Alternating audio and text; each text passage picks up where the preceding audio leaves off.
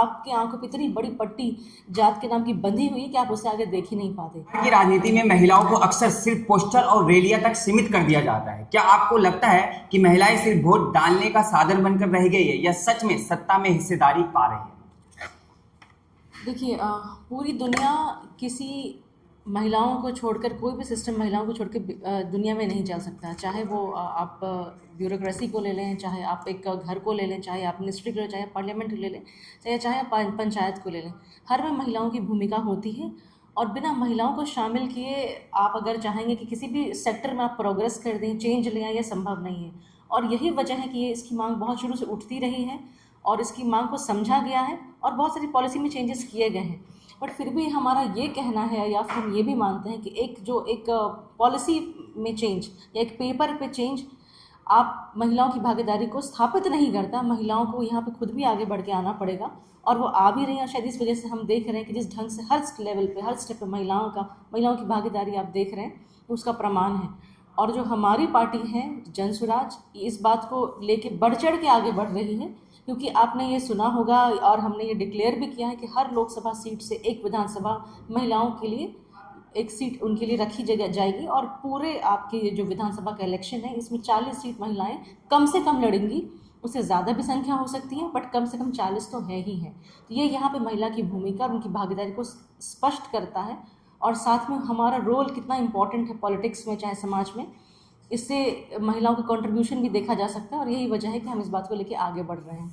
Ma'am, Bihar की राजनीति की जान हमेशा जात पात का जोड़ घटाव रही है। जन स्वराज किस नए फॉर्मूले के साथ आया है या फिर वही पुराना जातीय गणित दोहराया जाएगा? जन स्वराज का सिर्फ और सिर्फ एजेंडा विकास है।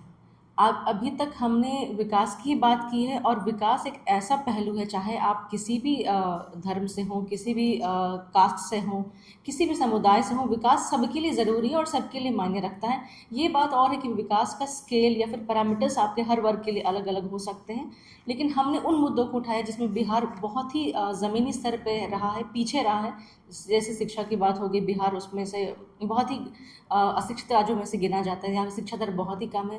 दूसरा मुद्दा हमारा यहाँ पे रोज़गार की बात हम करते हैं, क्योंकि हम ये भी जानते हैं कि बिहार एक बहुत ही गरीब राज्यों में से आता है।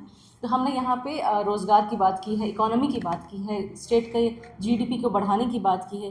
तीसरा हमारा आता है कि सोशल सिक्योरिटी की हम बात करते हैं, जो कि हमारा एक ऐसा समाज का वर्ग जो डेमोग्राफिक डिविडेंड में तो नहीं आता, लेकिन हमारे समाज में उन्होंने अपनी भागीदारी दे चुके हैं, तो उनका जीवन गरिमामयी हो, हम उनके लिए कुछ कर सकें। फिर हमने उनकी बात की है सोशल सिक्योरिटी की, जो एक विकास का बहुत बड़ा घटक है। कि अगर आप एक जो सेक्टर, एक जो वर्ग ने जो हमारी इकोनॉमी में बहुत बड़ा सहयोग किया है, उसे भी हम साथ लेके चलना चाहते हैं।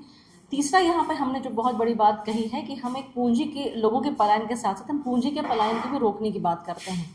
तो किसी भी राज्य में या राष्ट्र में अगर आपका कैश का फ्लो होता है, कैश का इनफ्लो होता है, तो आप कह सकते हैं कि वहाँ पे विकास का पहिया अपने आप ही चलना शुरू हो जाता है। तो ये 5 मुद्दों को लेकर हम बढ़े हैं और ये 5 मुद्दे या 4 मुद्दे जिनका नाम मैंने अभी लिया है, ये बिहार के हर वर्ग को टच करता है, चाहे वो स्टूडेंट हो, चाहे वो महिला हो, चाहे वो पुरुष हो, चाहे वो अगड़ा हो, चाहे वो पिछड़ा हो, चाहे वो वृद्ध हो।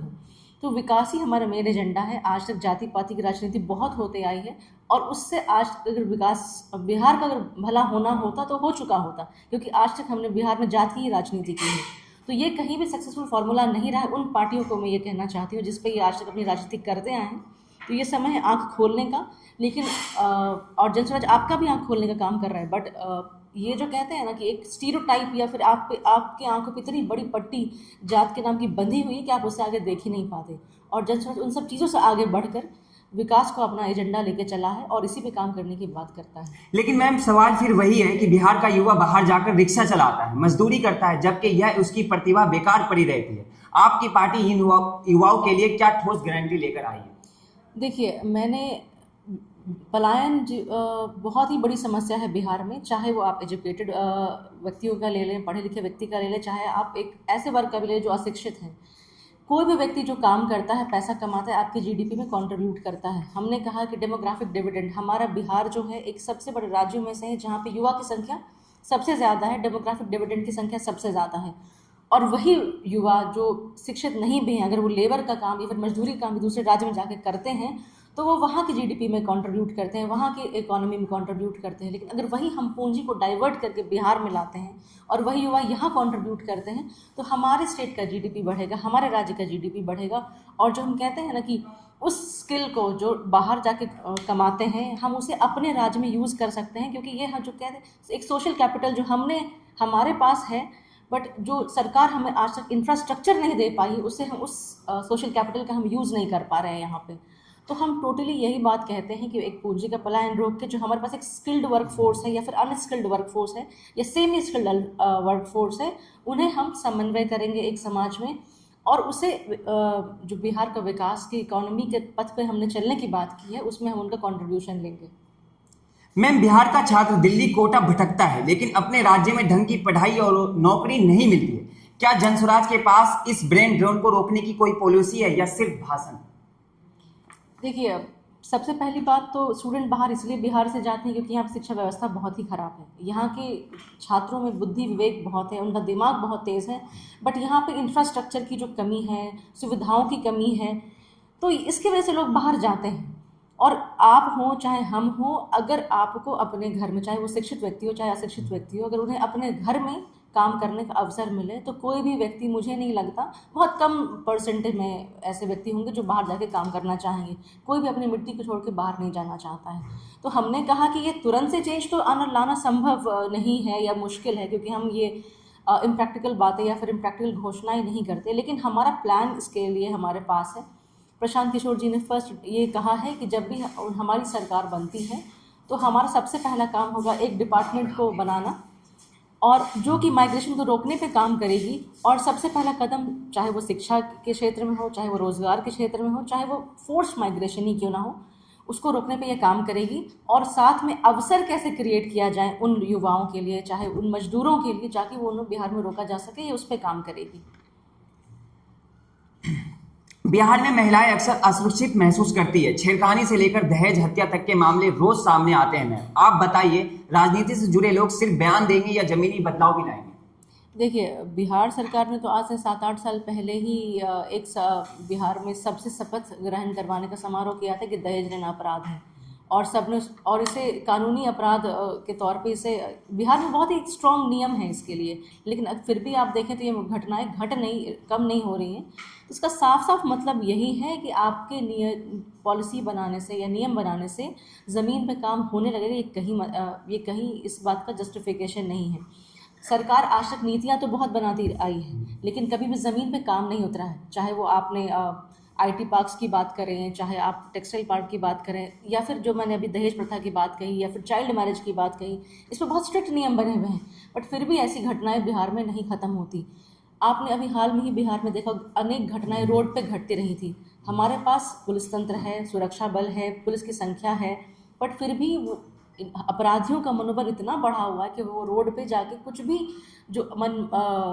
जाके कांड करते हैं, हत्याएं करते हैं, या लोगों को परेशान करने वाला काम करते हैं। तो ये बिल्कुल दर्शाता है यहाँ पे कि आप नियम होने के बावजूद भी आपकी इच्छा शक्ति नहीं है, इन सारी चीज़ों को रोकने में आप सक्षम नहीं हैं, क्योंकि आपका फोकस, आपका प्राथमिकता और आपका विजन कुछ और ही है। राज्य में एक जो कहते हैं ना, स्टेबल माहौल बनाना, सुरक्षित माहौल बनाना, ये आपके एजेंडा में दूर दूर तक नहीं है। आपके एजेंडा में क्या है कि आपको अफसरशाही मेंटेन करके रखना है, ब्यूरोक्रेसी में जो करप्शन भरा पड़ा है उसे बढ़ावा देना है, बड़े बड़े नेताओं को पैसा कमाना है। तो टोटली फोकस सरकार का या लेजिस्लेशन का या एग्जीक्यूटिव का टोटली इधर है। लॉ एंड ऑर्डर कैसे मेंटेन करना, यह सरकार की प्राथमिकता ही नहीं है। और यही वजह है कि नियम होने के बावजूद भी, बड़ी बड़ी स्कीम्स बनने के बावजूद भी, जो धरातल पे काम दिखना चाहिए वो काम धरातल पे नहीं दिखता है।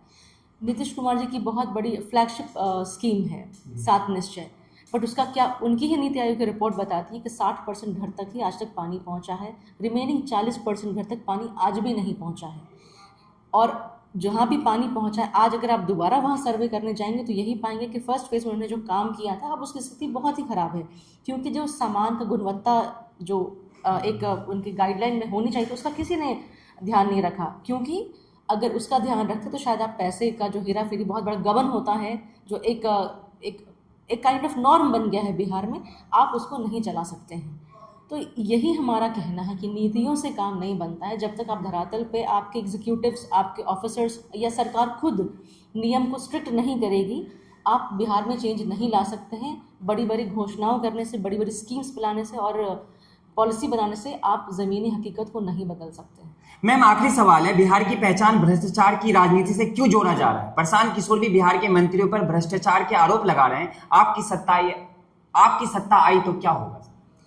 देखिए, जहाँ से हम लोग 35 साल 30 साल की राजनीति की बात करते हैं, पहला आपका 15 साल आपका जंगल राज में ही बीता, जिसका इंसिडेंट, जिसकी चर्चा करना, एग्जाम्पल देना भी उसकी ज़रूरत नहीं है, क्योंकि इतने बड़े बड़े कांड उस समय हुए थे कि लोगों की ज़ुबान पे आज भी है। और ये जंगल राज का जो एक टर्म है ना, ये लोगों द्वारा नहीं, एक हाई कोर्ट द्वारा दिया गया था कि इस टर्म को जंगल राज कहा गया था।